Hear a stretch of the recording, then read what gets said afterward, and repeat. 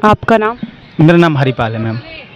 क्या लगता है दिल्ली का माहौल, किसकी सरकार बन रही है सेंट्रल में? सेंट्रल में तो पूरा नहीं कह सकते हैं, या तो फिर बीजेपी आएगी या फिर कांग्रेस, दोनों में से एक।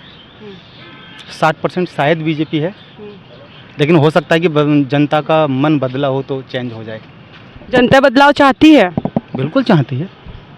किस सारी देखते हैं हम सोशल मीडिया पर आजकल की बहुत ज़्यादा स्कैम भी नज़र आ रहे हैं, और सुरक्षा को लेकर भी, और वैसे भी जो वादे किए उन्होंने पूरे नहीं किए। रोज़गार का वादा किया, पूरा नहीं हुआ। जनता की सुरक्षा का वादा किया, पूरा नहीं हुआ। बस एक बात का नारा है कि हमने चोरियां कम करा दी, कि पशु चोरी नहीं होती अब, तस्करी, पशु तस्करी चोरी नहीं होती मैम।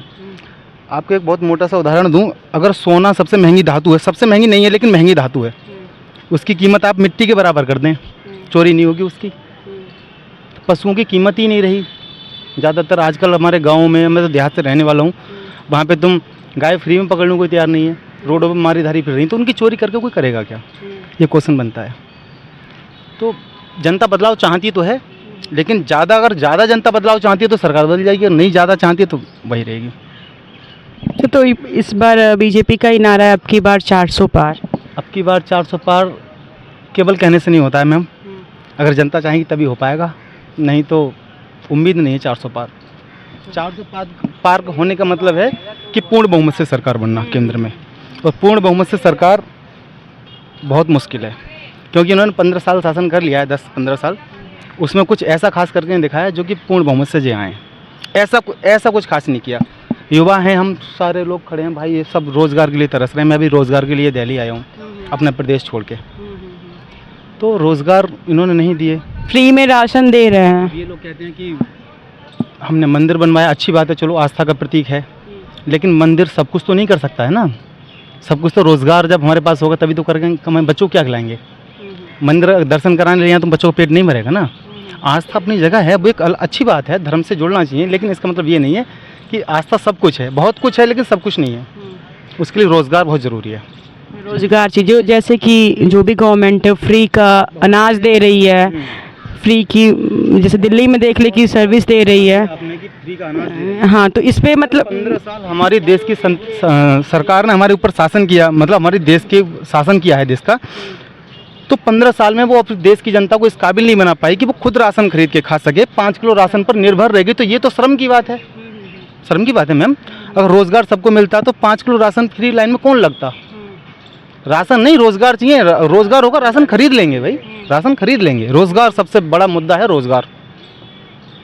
तो रोजगार देना चाहिए, फ्री का राशन नहीं चाहिए जनता को। अरे रोज़गार होगा तो लाइन में लगेगी नहीं जनता।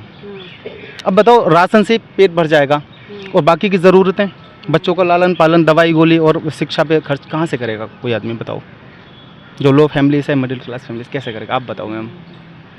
तो जनता का बड़ा मुद्दा है, बेरोजगारी से त्रस्त है। वो तो रिपोर्ट ही बता रही है कि मतलब 83% तक बेरोजगार हो गई है जनता। तो आप लोग से, सरकार से यही सब मतलब चाहते हैं कि रोज़गार मिले। सबसे मेन चीज़ है रोज़गार। रोज़गार होगा तो जनता को राशन देने की आवश्यकता पड़ेगी ही नहीं। राशन क्या वैल्यू रखता है? 5 किलो राशन से थोड़ा जीवन थोड़ी कट जाएगा। अच्छा, इससे पहले जब राशन नहीं मिल रहा था तब भी लोग जीवित रह रहे थे। राशन मिल रहा है लेकिन फिर भी वैसे ही वैसा हाल है। लेकिन रोज़गार बहुत जरूरी। सरकार से क्या चाहते हैं आप? अगर जो सरकार आती है सत्ता में, तो क्या क्या आपका मतलब मुद्दा होना चाहिए? क्या आपका मेन मुद्दा रहेगा? सबसे मेन मुद्दा तो जिस बारे में आपसे बात कर रहा हूँ, रोज़गार सबसे मेन मुद्दा रहेगा ही। और जो स्कैम होते हैं आजकल आए दिन, उन पे थोड़ा कंट्रोल होना चाहिए। जैसे कि जो भी होना चाहिए। अभी मणिपुर का एक हमला हुआ था, वहाँ पे महिलाओं को निर्वस्त्र घुमाया गया था। वो एक बड़ी शर्मनाक घटना थी, उस पर थोड़ा बोलना चाहिए था। हमारे देश के नेताओं को, बड़े नेताओं को बोलना चाहिए था, आगे आना चाहिए था। जो अपराधी उनको सजा दिलानी चाहिए थी। तो निष्पक्ष होकर अगर सरकार जो है जनता के साथ रहेगी तो जनता बिल्कुल उनका साथ देगी। मेरा नाम शर्जील लाई। कहाँ से हो? मैं यूपी से रहने वाला हूँ, यूपी का एक संभल जिले से।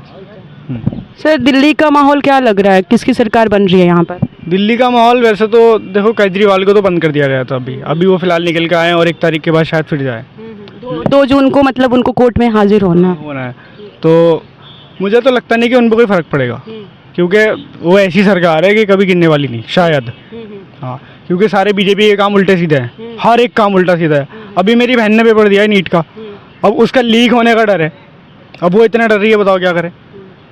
उसने 2 साल 3 साल मेहनत की, अब आके उसने पेपर दिया, अब वो डर रही है कि लीक कब लीक हो गया। और उसके अच्छे खासे नंबर है, 625 प्लस नंबर है उसके, अब उसे लीक होने का डर है। अगर ये लीक हो गया दोबारा से पेपर हो तो क्या करेगा बंदा, बताओ। तो सर मतलब जो पेपर लीक हो जाता है तो स्टूडेंट को क्या क्या परेशानियां होती है, किस तरह के वो मेंटल ट्रामा झेलते हैं? परेशानियां उन्हें होती हैं जो मेहनत करते हैं और उनका बेचारों का हो जाता है, लेकिन जो पैसे वाले होते हैं जिनका लीक होकर पैसा दिया जाता है उन्हें कोई प्रॉब्लम नहीं होती। बाकी तो बंदा फिर 4 साल बर्बाद करता है अपने, फिर सोचता है क्या ही करें, फिर कुछ और कर लेता है। तो ये सरकार जीने नहीं देती अच्छे से, तो बंदा करे क्या इसमें। तो आप लोग बदलाव चाहते हैं? हाँ बिल्कुल, जाहिर सी बात है, बहुत बदलाव होना चाहिए। विपक्ष का इस बार बीजेपी का नारा है अब की बार 400 पार। ये तो खैर मोदी जी बचपन से झूठ बोलता है, मुझे लगता है अभी भी झूठ बोल रहा है, पहले भी बहुत झूठ बोला है। और अभी भी मोदी जी के 3-4 इंटरव्यू देखे हैं मैंने, वो भी सारा झूठ बोला था कि मैंने रमज़ान में गाजा में बाहर रुकवा दी थी, और यूक्रेन और रशिया में वो चल रहा था वार, उसमें भी मैंने बात की थी। ये सब मोदी जी की फालतू की बातें हैं और जुमलेबाजी है। हाँ बस बकवास है फालतू की, और कुछ नहीं है। तो जो सरकार बनती है, जो नया सरकार गवर्नमेंट बनती है, तो मुद्दा क्या होता है? मतलब आप लोग का क्या मुद्दा हो कि इन पे गवर्नमेंट काम करे? हाँ बिल्कुल, जाहिर सी बात है, हर गवर्नमेंट का फर्ज है ये तो काम करना। तो मेन मुद्दा क्या होगा सर कि उस पर ज़्यादा विशेष तौर पे ध्यान देना चाहिए गवर्नमेंट को? वैसे तो अभी बेरोजगारी के ऊपर बहुत मेन मुद्दा चल रहा है, क्योंकि हर एक घर में 4 पढ़े लिखे हैं तो 3 बेरोजगार हैं, एक कुछ कर रहा है, वो भी छोटी थी भाई। क्या अगर मैं मान लो मैं MBA या BCom वो करता हूँ, मास्टर डिग्री कोई, तो मैं किसी कॉल सेंटर में काम करूँगा जाके, जबकि मेरा वो साइड का है ही नहीं। तो इससे जाहिर सी बात है एक घर में 3 बेरोजगार और एक रोजगार, वो जो घर चला रहा है बस। और तो मतलब सरकार को रोजगार पे ज़्यादा ध्यान देना हाँ बिल्कुल देना चाहिए। मोदी जी ने कहा था 20 करोड़ या 2 करोड़, मुझे ध्यान नहीं है नौकरी के बारे में, मुझे तो लगता नहीं कि 10 लाख भी दियो। हाँ, तो इस पर मतलब बेरोजगारी को देखा जाए तो 10 सालों में बेरोजगारी भी बहुत बढ़ गई है। बहुत बढ़ गई है। वो अभी सुना था हिंदुस्तान में बहुत अच्छा खासा कर देता पहले, आज जब से मोदी जी नहीं थे, यानी कि 67 लाख का या 70 लाख का ऐसी कुछ था, अब 167 या 70 लाख का है। सोचो 10 साल में मोदी जी ने क्या किया है।